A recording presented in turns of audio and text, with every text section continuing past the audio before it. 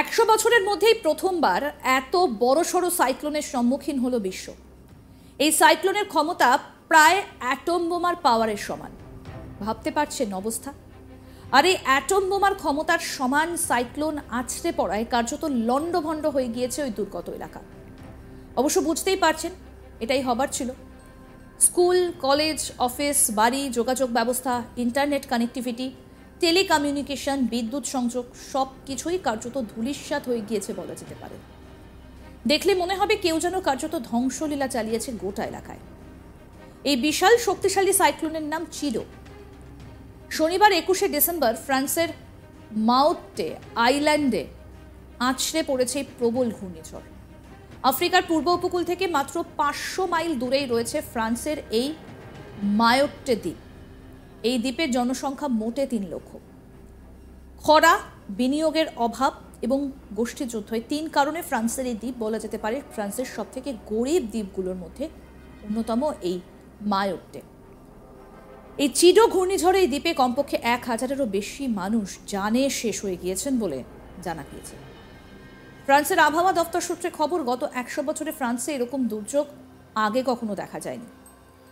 এই চিডো ঘূর্ণিঝড়ে ক্ষতিগ্রস্ত হয়েছে মায়োট্টের পার্শ্ববর্তী দুটো দ্বীপ, কোমোরস এবং মাদাগাস্কার আইল্যান্ডও। আপনাদের জানার জন্য বলি যে 1843 সালে মায়োট্টে আইল্যান্ড ফ্রান্সের কলোনির অন্তর্ভুক্ত হয়। বেশ কিছু স্কুল, কলেজ, বাড়ি পুরোপুরি ভেঙে পড়েছে। সেই বাড়িগুলিকে কোনো রকমে মেরামত করে অন্তত ন্যূনতম সুবিধেগুলো পৌঁছে দেবার কাজ করছে ইউনিসেফ। ফ্রান্স সরকারের সঙ্গে কাঁধে কাঁধ মিলিয়ে যুদ্ধকালীন তৎপরতায় চলছে কাজ। তবে আরও সাহায্য প্রয়োজন বলে মনে করা হচ্ছে। ইতিমধ্যে দুর্গত এলাকায় পানীয় জল, খাবার পৌঁছে দেবার কাজ চলছে। দুর্গত মানুষদের এয়ারলিফট করে অপেক্ষাকৃত নিরাপদ জায়গায় আনা হচ্ছে। ফ্রান্সের অভ্যন্তরীণ মন্ত্রী জানিয়েছেন 1600 জন পুলিশকর্মী এবং গ্র্যান্ড ম্যারি অফিসার কাজ করছেন যুদ্ধকালীন তৎপরতায়। একই সঙ্গে দমকল এবং বিপর্যয় মোকাবিলা বাহিনীও কাজ করছে। সেনার প্লেন এবং জাহাজে আর্তদের কাছে খাবার পৌঁছে দেবার কাজ চলছে। ইতিমধ্যে দুর্গত এলাকায় গিয়েছেন ফ্রান্সের প্রেসিডেন্ট এমানুয়েল ম্যাক্রো। ওই প্রবল ঘূর্ণিঝড়ের সময় কি পরিস্থিতি ছিল ঝড়ের, সেই তাণ্ডবের ছবি ভাইরাল হয়েছে সোশ্যাল মিডিয়াতে। এবার আসা যাক ঘূর্ণিঝড় হ্যারিকেন এবং টাইফুন সেই বিষয়। এগুলো কি? 3টে ঝড়ই আসলে শক্তিশালী গ্রীষ্মমণ্ডলীয় ঘূর্ণিঝড়, যা বিশ্বের কোথায় আছে তার উপর নির্ভর করে আলাদা নাম দেওয়া হয়। আবহবিদরা গ্রীষ্মমণ্ডলীয় ঘূর্ণিঝড় শব্দটি ব্যবহার করেন একটা ঘূর্ণায়মান সংগঠিত মেঘ এবং বজ্র ঝড়ের সিস্টেম, যা গ্রীষ্মমণ্ডলীয় বা উপক্রান্তীয় জলের উপর দিয়ে উদ্ভূত হয় এবং বন্ধ নিম্নস্তরের সঞ্চালন এবং উষ্ণ বায়ু দ্বারা খাওয়ানো হয়। 74 মাইল বা তার বেশি বেগে স্থায়ী বাতাস পৌঁছলে সেটিকে ঘূর্ণিঝড় হ্যারিকেন বা টাইফুন হিসেবে উল্লেখ করা হয়। ঘূর্ণিঝড় শব্দটা ব্যবহৃত হয় যখন দক্ষিণ প্রশান্ত মহাসাগর এবং ভারত মহাসাগরে ঝড় হয়। উত্তর পশ্চিম প্রশান্ত মহাসাগরে দেখা দিলে এগুলোকে টাইফুন বলা হয়। হ্যারিকেন শব্দটা ব্যবহার করা হয় যখন উত্তর আটলান্টিক, মধ্য উত্তর প্রশান্ত সাগর এবং পূর্ব উত্তর প্রশান্ত মহাসাগরে ঝড় দেখা দেয়। এবার আপনাদের বলি যে কিভাবে ঘূর্ণিঝড় তৈরি হয়। ঘূর্ণিঝড়গুলো পৃথিবীর আবহাওয়া ব্যবস্থার একটা গুরুত্বপূর্ণ অংশ, কারণ তারা মেরু এবং বিষুবরেখার মধ্যে তাপ এবং শক্তি স্থানান্তর করতে সহায়তা করে।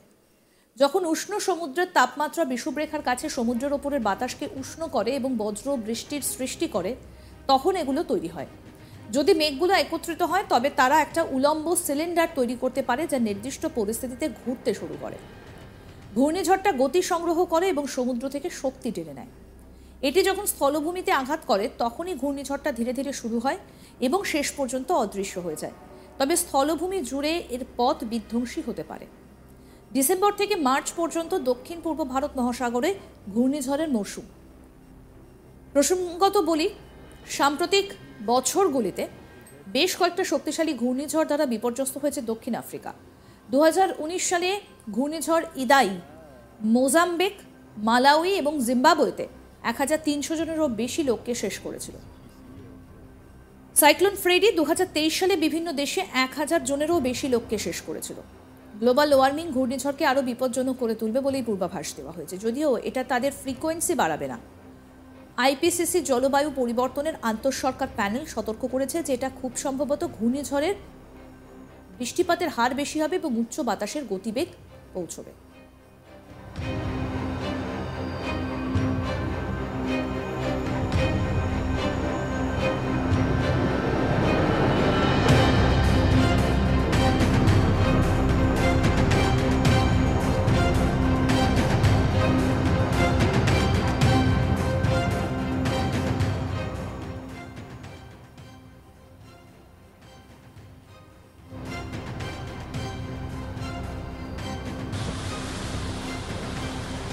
100 বছরের মধ্যে প্রথমবার এত বড় সড়ো সাইক্লোনের সম্মুখীন হলো বিশ্ব। এই সাইক্লোনের ক্ষমতা প্রায় অ্যাটম বোমার পাওয়ারের সমান। ভাবতে পারছেন অবস্থা। আর এই অ্যাটম বোমার ক্ষমতার সমান সাইক্লোন আছড়ে পড়ায় কার্যত লণ্ডভণ্ড হয়ে গিয়েছে ওই দুর্গত এলাকা। অবশ্য বুঝতেই পারছেন, এটাই হবার ছিল। স্কুল, কলেজ, অফিস, বাড়ি, যোগাযোগ ব্যবস্থা, ইন্টারনেট কানেক্টিভিটি, টেলিকমিউনিকেশন, বিদ্যুৎ সংযোগ সব কিছুই কার্যত ধূলিসাৎ হয়ে গিয়েছে, সে কথা বলা যেতে পারে। দেখলে মনে হবে কেউ যেন কার্যত ধ্বংসলীলা চালিয়েছে গোটা এলাকায়। এই বিশাল শক্তিশালী সাইক্লোনের নাম চিরো। শনিবার 21শে ডিসেম্বর ফ্রান্সের মায়োট্টে আইল্যান্ডে আছড়ে পড়েছে প্রবল ঘূর্ণিঝড়। আফ্রিকার পূর্ব উপকূল থেকে মাত্র 500 মাইল দূরেই রয়েছে ফ্রান্সের এই মায়োট্টে দ্বীপ। এই দ্বীপের জনসংখ্যা মোটে 3 লক্ষ। খরা, বিনিয়োগের অভাব এবং গোষ্ঠীযুদ্ধ, এই 3 কারণে ফ্রান্সের এই দ্বীপ বলা যেতে পারে ফ্রান্সের সব থেকে গরিব দ্বীপগুলোর মধ্যে অন্যতম এই মায়োট্টে। Pour s'échapper un peu de tous les problèmes.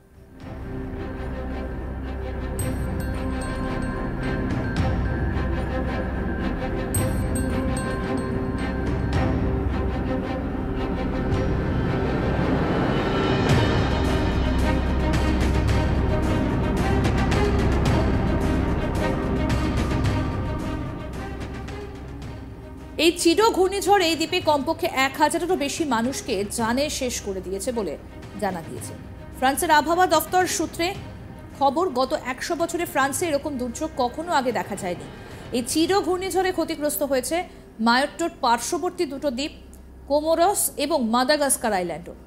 আপনাদের আরেকটু জানাই যে 1843 সালে মায়োট্টো আইল্যান্ড ফ্রান্সের কলোনির অন্তর্ভুক্ত হয়। বেশ কিছু স্কুল, কলেজ, বাড়ি পুরোপুরি ভেঙে পড়েছে। সেই বাড়িগুলোকে কোনো রকমে মেরামত করে অন্তত ন্যূনতম সুবিধাগুলো পৌঁছে দেবার কাজ করছে ইউনিসেফ। ফ্রান্স সরকারের সঙ্গে কাঁধে কাঁধ মিলিয়ে যুদ্ধকালীন তৎপরতায় চলছে কাজ। তবে আরও সাহায্য প্রয়োজন বলে মনে করা হচ্ছে। ইতিমধ্যে দুর্গত এলাকায় পানীয় জল এবং খাবার পৌঁছে দেবার কাজ চলছে।